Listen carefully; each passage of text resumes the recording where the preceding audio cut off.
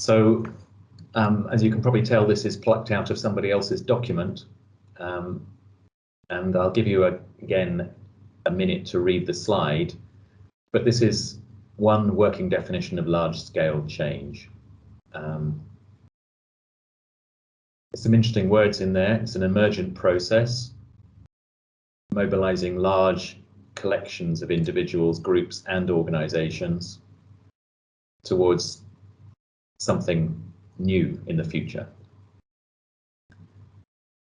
So it talks about, so to achieve large-scale change, you need to think about power, you need to think about leadership, you need to think about stakeholders, and the multiple systems and processes. And to achieve large-scale change, it's actually what you're changing is attitudes, beliefs, and behaviors. And you're trying to do that sustainably. So in one sense, it's no small task, but for much of what we are trying to achieve in global health, and within that global health, I include the UK's NHS, are many of these things. And even if you think about bringing in a new way of working that involves new technologies or new services,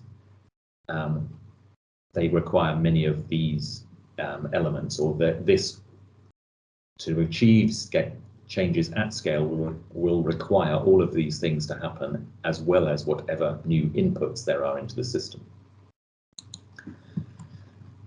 So as a simple characterization, from the same document, they suggest that we can conceptualize how large the scale of change is along these three dimensions, how pervasive it is, so how much of the system does it influence, and so how broadly do people need to change in terms of the numbers of people and the types of people. How if you like, how much of a change is it? The depth of change. How different is what we're asking people to do from what they were doing before? So there are people, they refer to this cognitive behavioral paradigm shift. And then there's the sort of more geographic and organizational aspects. So these are if you were thinking that you want to take something to scale, then it's worth thinking about how you go to scale and what it means in these three dimensions.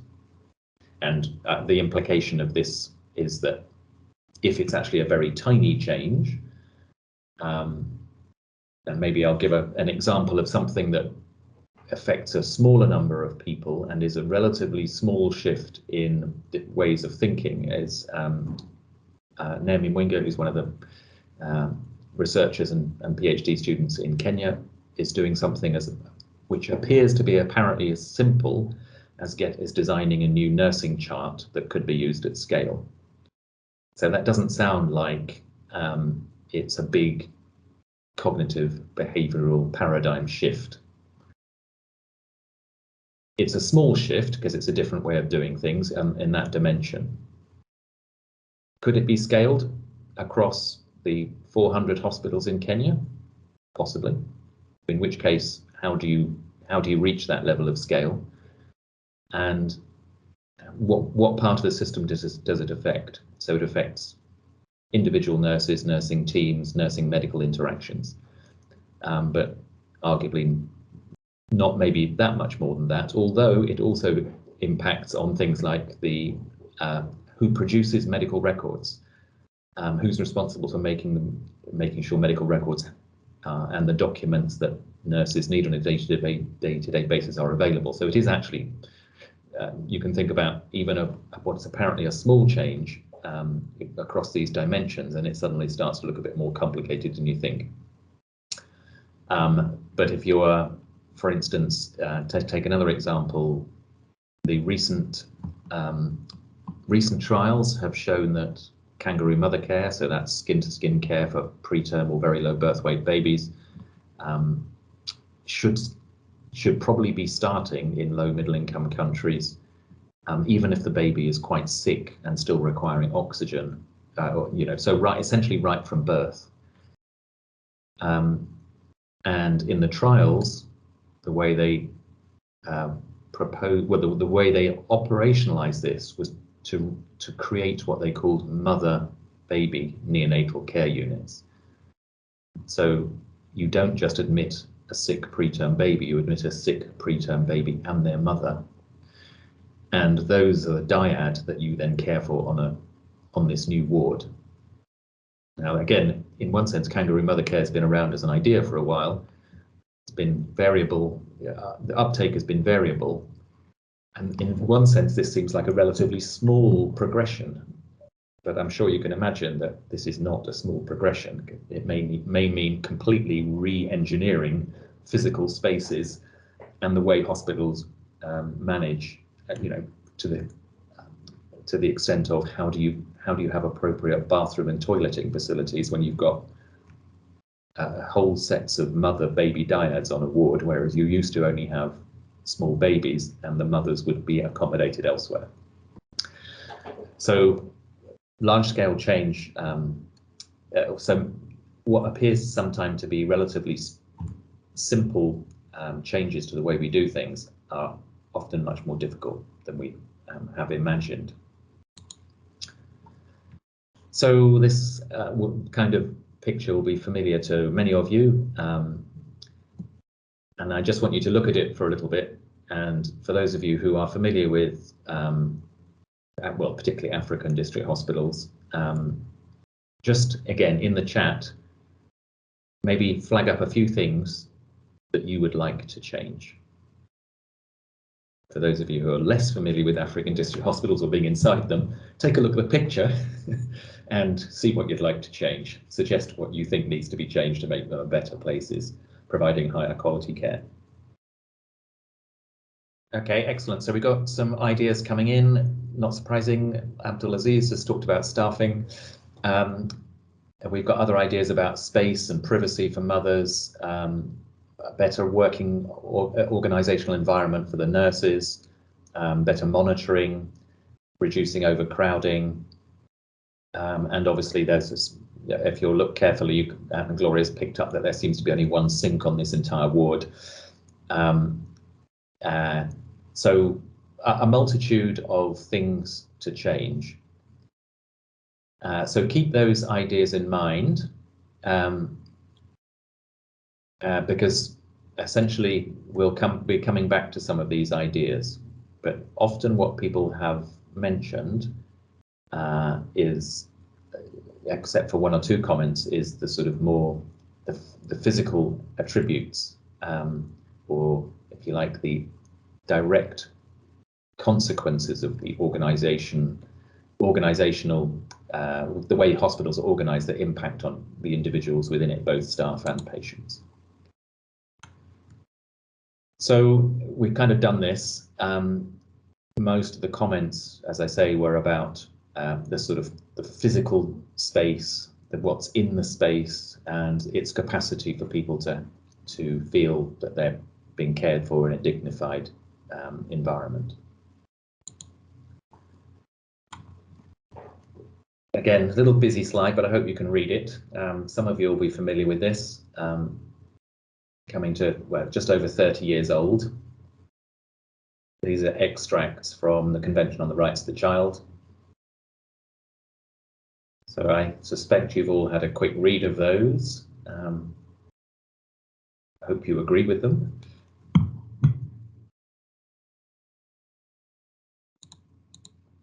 And then have a think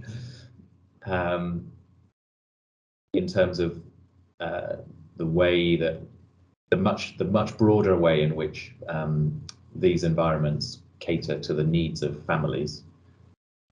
So it is about physical space, it is about the quality of clinical care, but it's also about the sort of interpersonal aspects of care and providing, in this case, children and their mothers with dignity. And as you can see, the organizational environment here is not particularly well set up for that. And several of you have previously done work several people on this call have previously done work on what the relationships are like between staff and families, and Jake's work that was done with Jacinta and others in the past, and I think Joylene's work and Dorothy's work has brought to light things that we kind of knew on issues to do with how badly treated families feel. But the explanation is not that we've got particularly unpleasant nurses. The explanation is that the nurses themselves, if you can see that working in this type of environment as a nurse is going to be extraordinarily stressful. So there are physical things we need to change, there are inputs that we'd like to have, and there is the much wider sort of aspects of care that come under the heading, I guess, of what the local ward-based culture is like. So anything else you want to add to the list of important things to change? Again, just stick something in the notes. Now that you're thinking a bit more broadly, anything else that you would want to change to improve the way care is provided in these particular types of settings? So thanks, Shobi. Talking about support for the carers and healthcare staff. Tamara, communication tools, yeah. And it is really amazing that in this day and age, when Google knows before you know what you'd like to buy, that in most of these places you couldn't actually signal when there is an alarm or an emergency situation on the ward. An ability for parents to stay, which obviously has massive implications for for staff space. Okay, so I guess the issue is, how do you do some of these things? How do you achieve some of the aims that have been outlined? So I think we're all well aware of the fact that healthcare systems are, on paper at least, organised in sort of this kind of hierarchy, and it obviously varies from country to country. So, at the top, typically a governmental agency. In Kenya now, a county government agency as well as an intervening factor. Both of those above the facility level, where there's leadership and control in theory, and within the facility a variety of different departments. So the picture you can see on your left is, you could replicate 5, 10, 15 times of slightly different pictures of serving different clinical needs within a hospital, then plus all of the outpatients. And then within each department, you've got sets of health workers, obviously, and they have their own populations, and all of these sectors interact to create the sort of current the way that care is currently provided. The one thing that doesn't seem to work so well is the link between community and the sort of more political environment, in terms of communities expressing their satisfaction with policymakers through the ballot box. At least it doesn't seem to work too well in Kenya. So there are some links to be made, not the ones that we can make. So while outlining to you that this is all extremely complicated, it kind of makes it feel like you can't really achieve very much, because the problems are just too big. But so often we take things that appear slightly more manageable as the focus of our large-scale change, and that's entirely appropriate. So these are two. I just plucked these out as examples. The one on the left is obviously has been relevant to a lot of our work, in that there is now, and has been for some time, standard guidance on how best to look after children from a technical point of view, from the sort of the more medical or nursing side of things. So there are efforts now to expand this in terms of what is regarded as quality is much broader, to deal with some of the organizational issues, or at least the infrastructure and environment side of it. But this pocketbook of hospital care was really about what's the right thing for a medical person to do, or a right thing for a nurse to do. And this more recent one on the right of your screen is another WHO product, which is more specific to antimicrobial stewardship, which is obviously pretty topical. So these are kind of what classical type of clinical interventions, packages, if you like, of interventions rather than a specific new medicine. And the approach to change has typically been WHO produces it, sends it to country 15, 20 years ago would, to be honest, simply rubber stamp it and say, yes, what WHO says is fine. That's now government policy from a more clinical or technical level. And that is changing, and that countries are taking these products and adapting them at often at national level with various degrees of sophistication. But then the approach to change is here it is, everybody. And in fact, often it's very rarely everybody that gets hold of even this basic information. So there's rarely actually a change strategy. It's usually just what's called dissemination, but that's often pretty weak. And as a result, most of these things haven't really made much difference to the way care is actually provided. So again, in the chat, given these two examples or similar examples, when you have essentially what is a command and controls approach to change, what problems do you see at the different levels? What are the common barriers to actually things happening at scale? So we've written for 20 or 30 years increasingly about barriers and facilitators. So you should all be aware of them. So what are they? A few of them. And you can pick a macro, meso, or micro level one and just stick it in the chat. So there's leadership from Merlin. So Sassy's referring to the fact that actually there may be different ideas and priorities from people. So just because the government or somebody or WHO says it's a good idea, it doesn't mean to say it's a good idea for you in what you do every day. Sebastian talking about challenges with buy-in, so different stakeholders may have different ideas, therefore there's sort of competition, maybe direct resistance, so people disagree with the guidance, absence of tools, inadequate financing, or just inadequate workforce to do the things that everybody's now being advised to do. And Gloria's talking about absence of motivation. So, why do I want to do another thing that the government's telling me to do when I haven't been able to do the last thing? And so, okay, so plenty of system level and at different levels of the system, plenty of barriers we know about. Yet it's surprising that we carry on with this knowledge, and plow on regardless and produce the same kind of sort of documentary interventions that we've always done.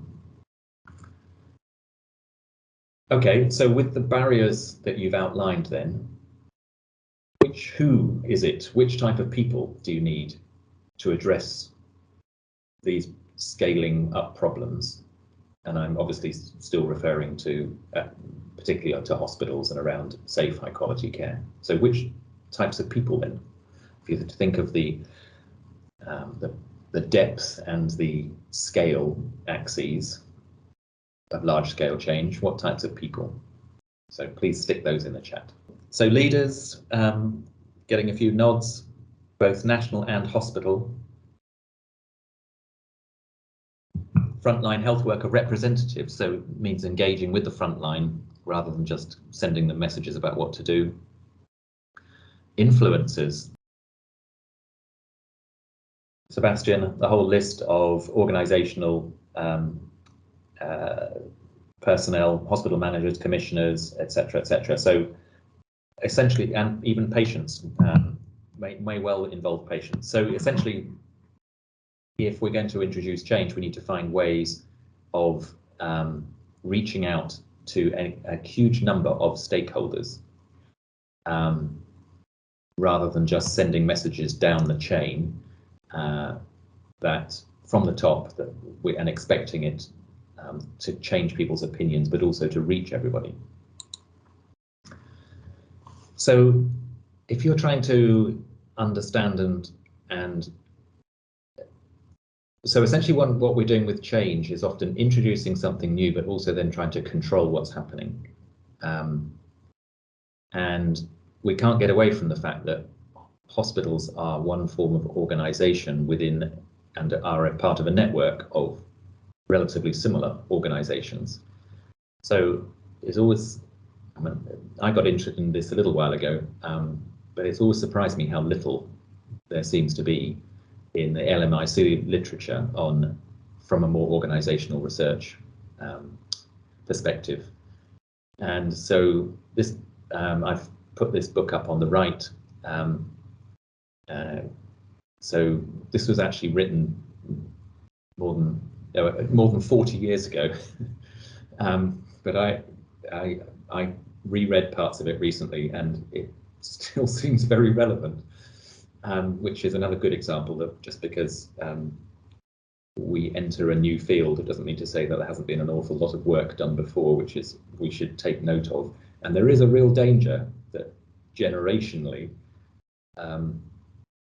so people who, so most systematic reviews often only go back to the year 2000. Most literature searches, I suspect, don't go back much before that, even for people doing really focused research.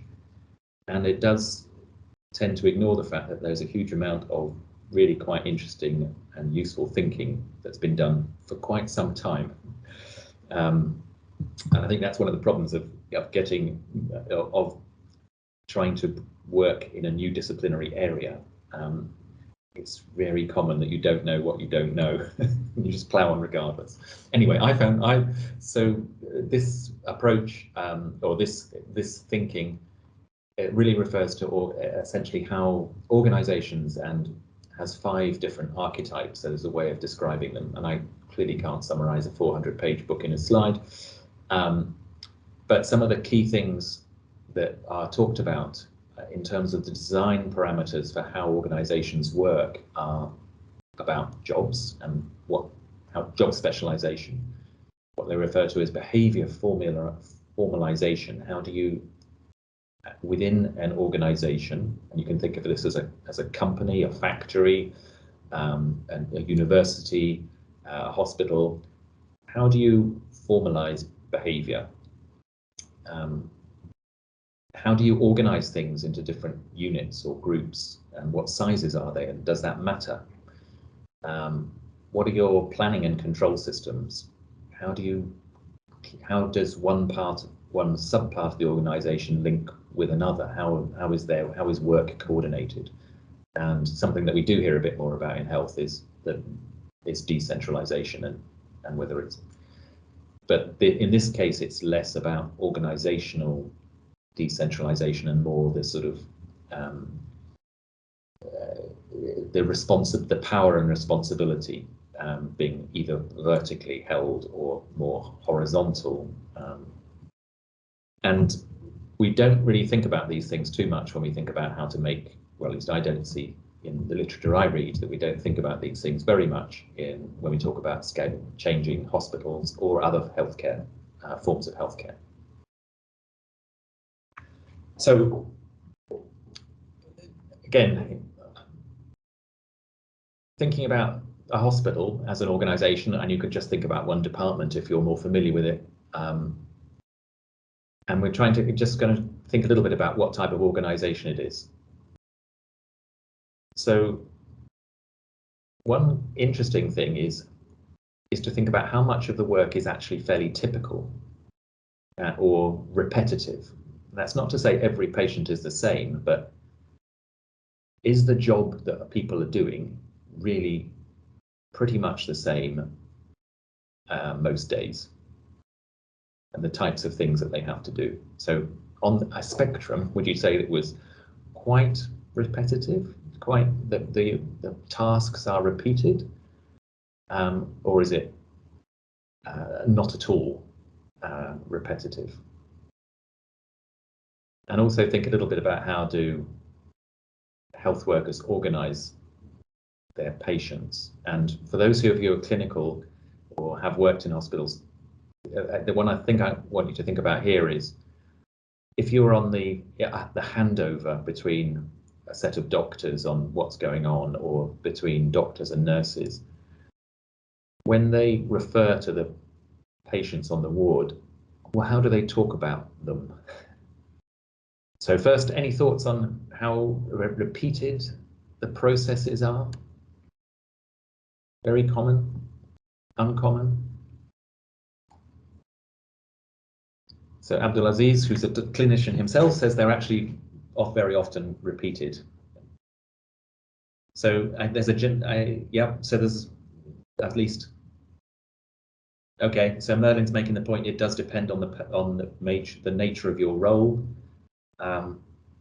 Cardiothoracic surgery is very repetitive. Okay, so in general, yes, we don't necessarily think of it as repetitive, but in fact, a lot of the processes are repetitive, or they're repeated. And so for those of you who've been on ward rounds, you'll be familiar with one doctor saying to another is, oh, so we've got a pneumonia in bed 5, 6, and 7, and then there's a malnutrition in bed 8. And it's that labeling, what are they called? It's actually called pigeonholing, which actually defines an event as something that is repeated. So you have a pattern of responding to it. And it's obviously that's how medicine works. It's pattern recognition, and then once you think you've recognized the pattern, you can enact the management associated with that pattern. So there is an element to which you can standardize the way care is provided, and lots of, essentially clinical guidelines are exactly that. Clinical guidelines are a process of standardizing, which is maybe something we don't think about too much as health workers doing a lot of standard work, and it has implications for the way we approach change. Now I want you to think a little bit differently. Let's assume that we're interested in the quality of care that's being provided, and that we're interested in how to manage health workers so that the quality of care is provided.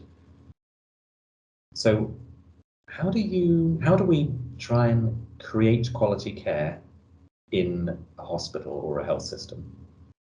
And again, think from top to bottom as of the system. Any ideas? So what do we have in the system that tries to ensure that there is quality? And when I've put in that question there, across health workers' careers, think from the start of the career and right through to late in the career. Okay, so morbidity and mortality meetings are commonly used way to think about quality. Audit systems, supervision from Ben, feedback, standard operating procedures, undergraduate training and CPD. Yeah, thanks, Merlin. And appraisals, as Tamara says, but can be quite superficial. And orientation. Okay, really nice ideas, thank you. So within the sort of organizational literature, there are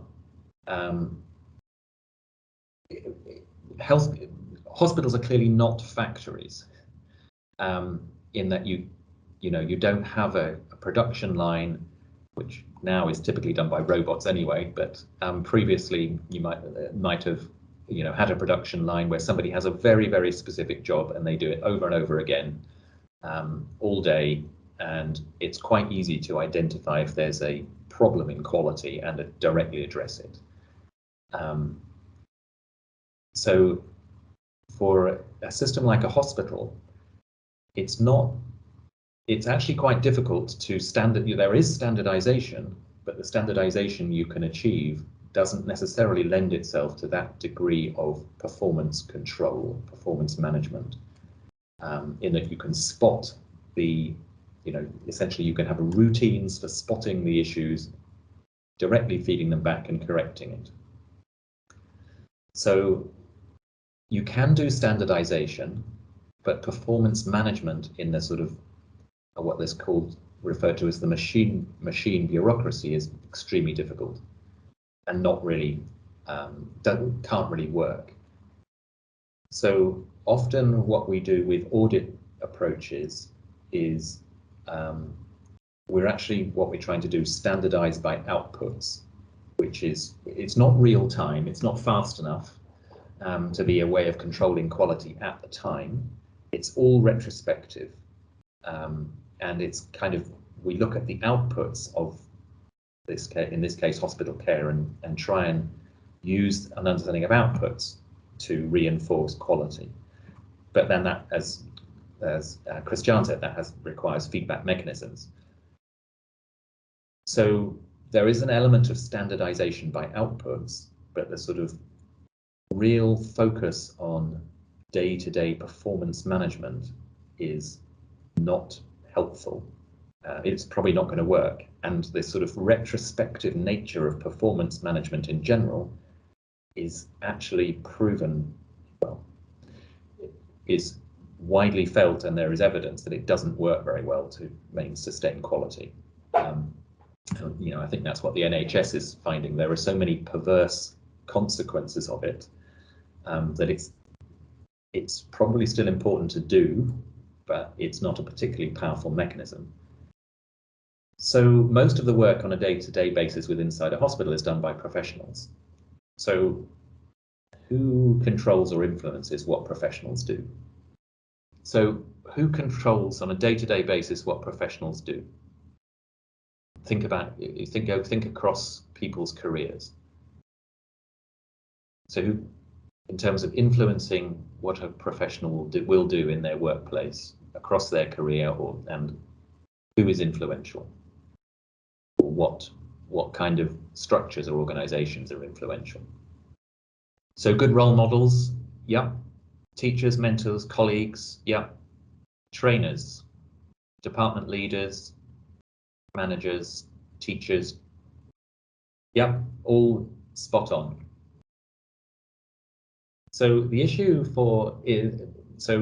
the way this organizational literature would describe hospitals, or does describe hospitals, is what they refer to as a professional bureaucracy, where professionals are relatively autonomous. They're not standing on a production line. They can't be directly supervised every minute of the day.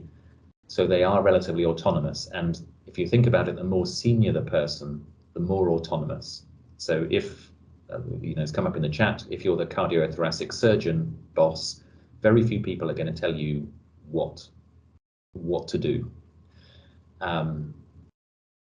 But even in many African district hospitals, you might be a relatively junior medical officer, or a relatively, only a modest amount of experience as a senior nurse, and there's very few people that are going to tell you what to do, because they just aren't there. There is no, if you like, direct supervision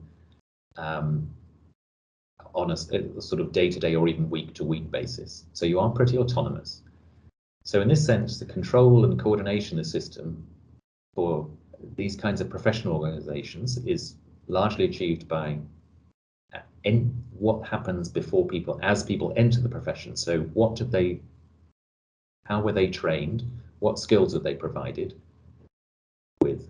And I think, this has been a real problem in that we've, most of the top-down change efforts have ignored where people how people are produced. And so the people that are coming into the workplace are essentially not ready, and often don't even know the kinds of things that people would like them to do, even as basic as they may have never seen the guidelines in many situations that when they, that everybody thinks are a good idea in their training, they may never have come across them. There's a kind of, so for professionals, and that definitely applies to nurses and doctors, essentially the standardization of the way we educate is one of the ways in which we standardize how services will be provided. It's a quality mechanism. The second part of it is the term that is used in this literature or this book is indoctrination. And some of you, so this is much about norms, but everybody, several people talked about mentors and managers and teachers. So it's the role modeling. What you see around you is the normal way to behave. So local norms are extremely important, but that's true during training and after. There is then obviously issues about continuous training and development of expertise, and that these are some of the mechanisms that can be used in professional bureaucracies to try and keep standardizing skills and approaches and behaviors. So there's been a big growth in continuous professional development over the last 30 years, I would say, in the UK's NHS. Not that I'm hugely experienced in the NHS, but it's still actually relatively, it's very rudimentary in most low and middle income countries, continuous training and development, and where it is present, it's often essentially just for show. But several people made the point in the chat that while we can make some efforts to standardize processes or outputs with some of the control and coordination mechanisms like guidelines or audit tools, the work can be complex and therefore is hard to, you can't standardize everything. And so that's partly the reason why professionals are autonomous, because professionals broadly can't be replaced at the moment by a computer. So if we're thinking that these are the ways to influence professionals, then how do we think about large-scale change? So indoctrination is part of building up an identity, and we all have multiple identities. And professionals have identities. And it is, we all hold, as I say, we all hold many of them. But if you were to put in the chat and just either indicate whether it's for a doctor or a nurse, what are some of the ideal attributes of a doctor's identity or a nurse's identity that you feel that profession would hold dear? So what's the sort of the stereotypically good doctor, the stereotypically good nurse? What would that profession like to think is its stereotype? So Shobi's gone for trust, empathy, compassion, and competence. Are you talking about doctors or nurses there, Shobi, or both? Nurse, Tamara's talking about caring. Sebastian, yep, the all-knowing doctor. Should be honest and have probity, absolutely, Merlin. So both should focus on safety. So quite a lot about caring, some about knowledge, honesty, probity, and these are characteristics of the professional, and therefore should be part of the identity a professional has when they are essentially, which helps guide their work, and its professional identity is part of this issue about how am I expected to behave in the workplace. And again, I would argue that the issue of professional identity is still too much ignored in the way that it is actually enacted rather than thought about. My colleague Gracie Remove did some really interesting work 10 years ago as part of her PhD, where she explored a very well-known hospital in Kenya, where there were quite a lot of senior professionals.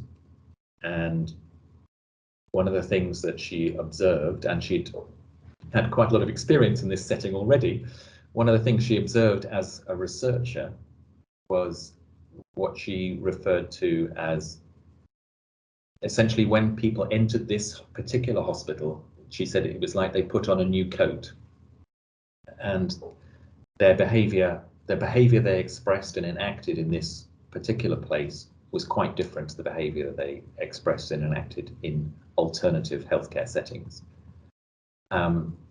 So our identities are malleable, and both malleable in place and time, but also over time,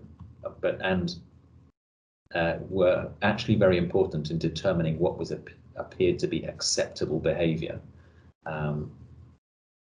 which had implications, quite strong implications for quality of care. So we need to think about professional identities and how much they matter, because they are a way in which the work professionals do is controlled. So looking at, we can standardize some things reasonably well. So we can say in a particular situation, this is the way that somebody should behave in a clinical sense, and our identity as a professional might determine more broadly how we interact in this setting. But some of the interesting side of it from the safety literature is, in an ideal world, the standardization and when we're less under stress, we can operate in a relatively standardized way that we know about, and we might use the best of our professional identity. When things get hugely stressed, and we're under stress as practitioners, is when things change. So we may operate in this space which Charles Vincent and his colleagues refer to as the illegal normal, where we do things that we know are inadequate, but we don't feel we don't have a choice. So the context is very influential on the way we actually express what we do as practitioners. So we do need to think about the context as well as the professionals. And as everybody knows, it's not that identities are always positive, in that they may limit how we work together, which, when we're dealing with complex situations, is actually very important. So we need to think about how we are as professionals between professionals, as well as within the professions. And again, that's something that's really not paid a great deal of attention. I think it's very variable depending on where you train. But my experience in low middle income countries is that essentially there is almost zero interprofessional education. Okay, so as you can see, these thoughts are a bit, may not be too linear. Team leaders. Clearly important, and it's come up several times in the chat, that there's usually somebody who's overall responsible for a set of people and what happens. So they're clearly important. But given what we've just said about the way professionals the way professional behavior is controlled, and the fact that and who's influencing it. So what kind of person what kind of skills does the team leader need to have if there is going to be what we would like to see as really good professional behavior within their unit. So again, just stick those in the chat. So they need to be trustworthy, and we'll maybe come on to what we mean by that. Empathetic. They need to have good communication skills and themselves be well motivated. They need to be fair. They need to be good at decision making. They need to be patient. They do need to be seen as knowledgeable, so respected. Absolutely. And so quite a long list there. And they need to be available. That's also an excellent point. Quite a long list there. But for those of you who have been trained in clinical, in a clinical role as a medic or a nurse or similar, or have been through specialist training, how much attention was paid to those elements of what your work might be as a team leader? I suspect very little.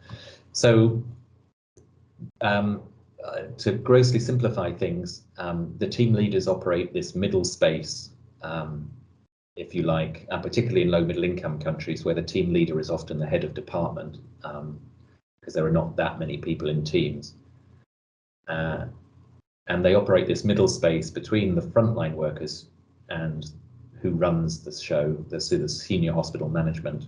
And so some work that Jacinta did a while ago, looking at what we can learn about mid-level managers and the skills that they need to do their job, this actually came from the business world, are very different to the skills that medical and nursing people are trained in. And so we don't really think enough about these elements of what the roles are if we want to produce good behaviors in a clinical setting. And this this results in some thinking. So within a professional bureaucracy, the managers typically remain professionals.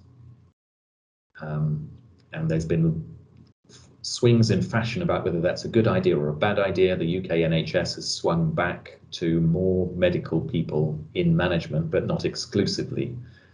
That management is not exclusively medical, and by medical I mean not just doctors, but nurses and other health professionals. But some of the issues that have come up in the past are these are two forms of identity: the managerial identity or the clinical identity or the medical identity, and they're often in conflict.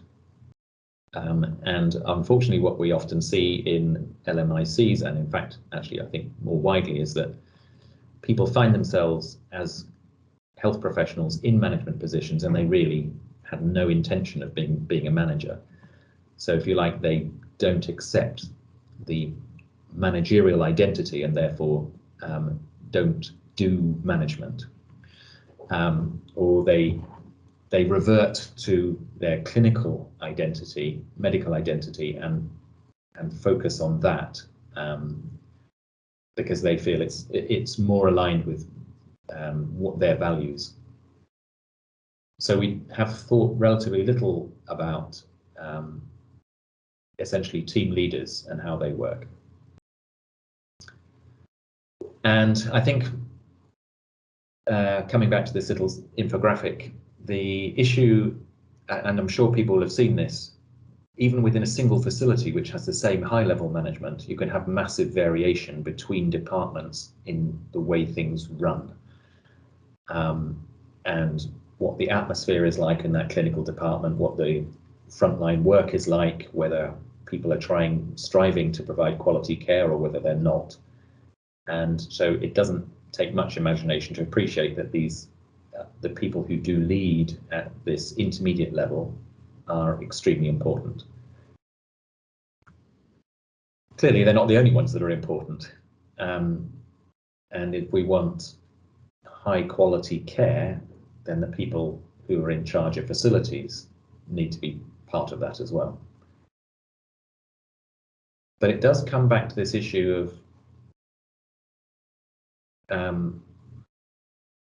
who influences these groups. So let's, at the department level, you could have the head that in a bigger district hospital, it might be a surgeon who's leading the surgical services. In theory, a pediatrician is leading the pediatric services, an obstetrician leading the maternal health services. So who influences them in a quality of care, clinical standards type role? So does their influence come from the top? Thoughts? A yes or no? Is it from the top? Do the people at facility management level influence, what goes on here?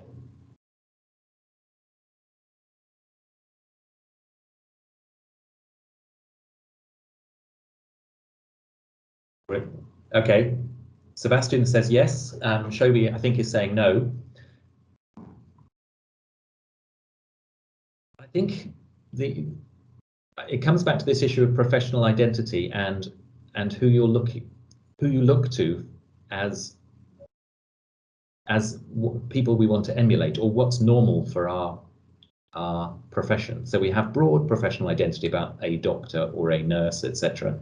But then within that, we have different identities. So surgeons will probably look to other surgeons for what is regarded as good, things they might like to emulate. So they're actually much more likely to be influenced by other surgeons than they are by the boss of the hospital, who may not be a surgeon. So actually peer groups are, like they are in all parts of our life, are actually pretty influential.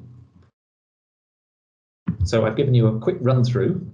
So if you're trying to achieve large-scale change, then there are quite a range of stakeholders, and there are a whole bunch of areas that we've paid precious little attention to. So most efforts at large-scale change are essentially from the top, a Ministry of Health plan or a Ministry of Health program that says this is how we should now do things.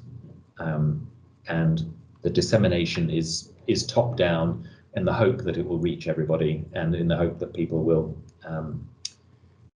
pay some attention. But that, as I probably think I've suggested to you, is a pretty faint hope. So we need to think a bit differently.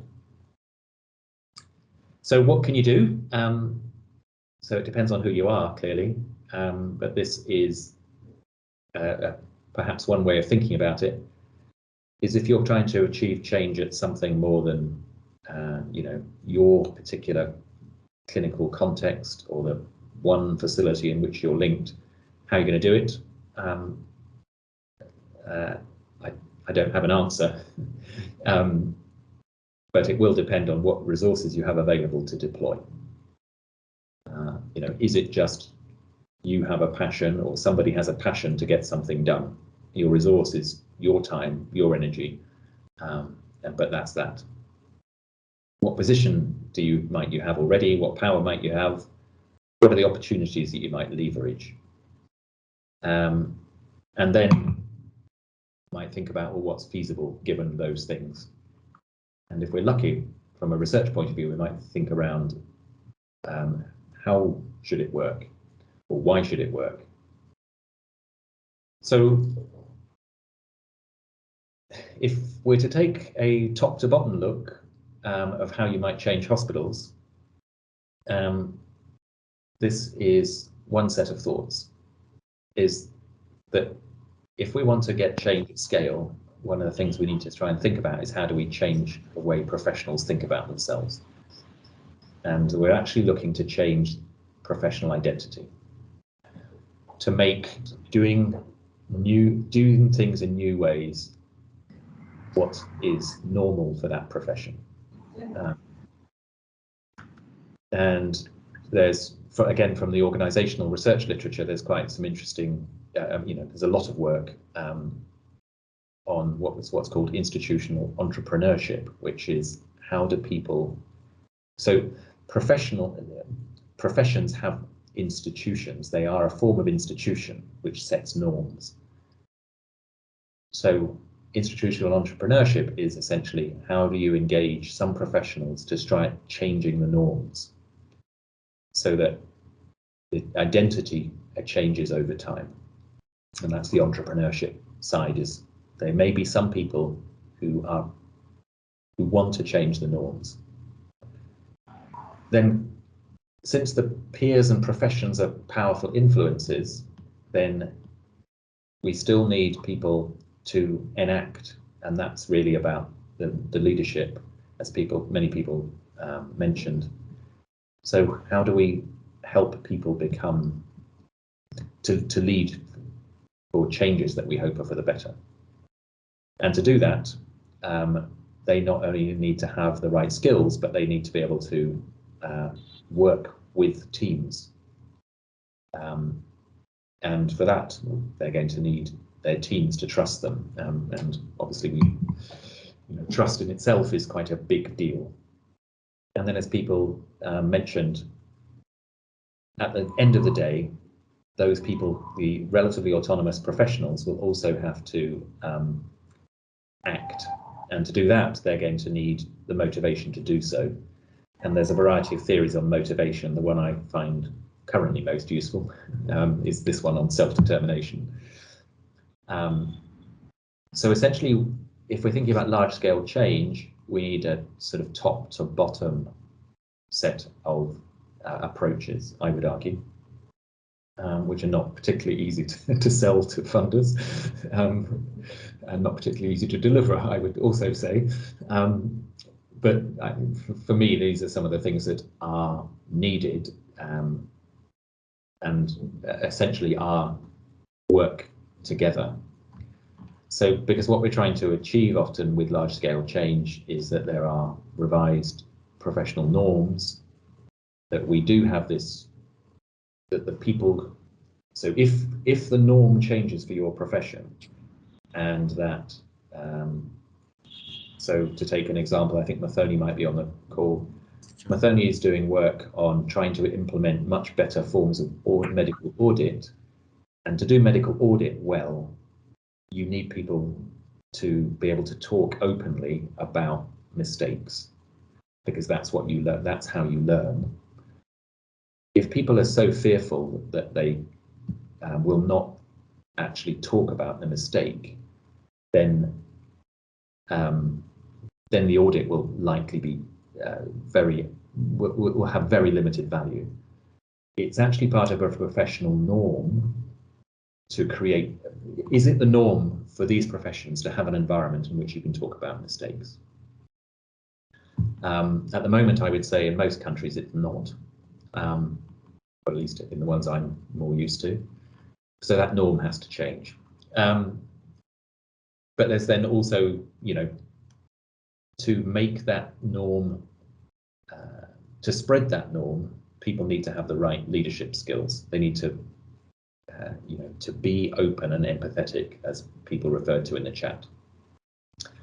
And that travels down the line. They need to model good profession, the new version of good professionalism, and that will help people internalize through role modeling what's normal, what's expected. Actually, that is part of influencing what motivates people.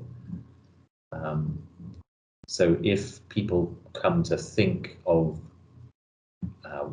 what's being proposed as new, as a new normal, then you don't always have to give them some external incentive to change. They are motivated to change because it is the right thing to do for that profession in that environment. And some of these can be, these are linked to slightly wider ideas. The governmentality is something that Jerry McGivern is sort of has written about, which essentially means that people begin to own the monitoring of the change. So they not only accept that the change is what should happen, but they actually, it starts to help they actually voluntarily start to regulate towards that change.